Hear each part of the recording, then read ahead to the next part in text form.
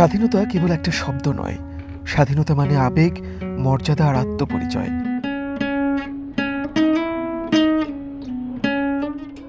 স্বাধীনতা মানে ছোট্ট একটা ভূখণ্ড, একটা মানচিত্র, লাল সবুজের একটা পতাকা।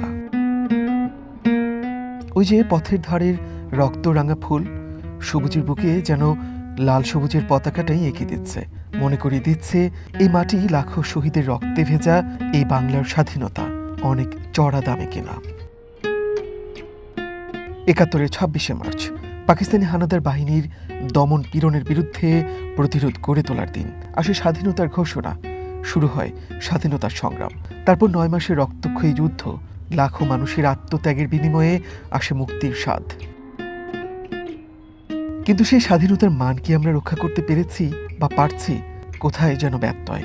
স্বাধীনতার ৫৬ বছরে দাঁড়িয়ে এখনো কত আক্ষেপ, এখনো স্বাধীনতা, মুক্তিযুদ্ধ আর ৭১ নিয়ে চলে ঘৃণ্য রাজনীতি। গুলিস্তান মোড়ে ২৫ বছর ধরে দেশের পতাকা বেচাকেনা করেন ইসমাইল হোসেন সাগর। তার কাছে এটা শুধু একটা ব্যবসা নয়, তাই টাকার অঙ্কে কখনোই লাভ ক্ষতির হিসেব মেলান না সাগর। লাল সবুজের পতাকার মানেই যে তার কাছে অনেক বেশি বড়। অনেকে তো নানানভাবে অনেক ক্ষয়ক্ষতি হয়েছে, কেউ রক্ত দিছে, অনেক ইজ্জতের বিনিময়, অনেক রক্তের বিনিময় এই প্রতীকটা। তা আমি এই জন্য আমার কাছে এটা অনেক ভালো লাগে। সিএনজি চালক মোস্তফা ফিরোজ প্রচণ্ড ভালোবাসেন দেশকে।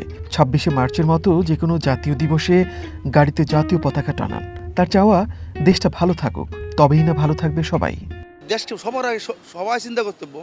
আর বাংলাদেশ সেনাবাহিনী, নৌবাহিনী, বিমান বাহিনী, তাদের ভূমিকা কি? সবার আগে দেশ, আমাদের জনগণ সবাই চিন্তা করতে হবে, সবার আগে বাংলাদেশ, সবার আগে চিন্তা করতে হবে। এটা তবে দেশকে শ্রদ্ধাশীল হইতে হবে। সাগর ফিরোজদের মতো এমন ছোট্ট ছোট্ট গল্পগুলোই দেশকে এগিয়ে নেয়, শত ঝঞ্ঝার মাঝেও দেশকে আলোর পথ দেখায়। দিন, মাস, বছর গড়িয়ে ক্যালেন্ডারের পাতায় আবার এসেছে ২৬শে মার্চ, বাংলাদেশের স্বাধীনতা দিবস, যেদিন নানা আয়োজনে দেশের মানুষের ভালোবাসায় সিক্ত হয় প্রিয় মাতৃভূমি। মনির মিল্লাত, ওয়ান নিউজ, ঢাকা।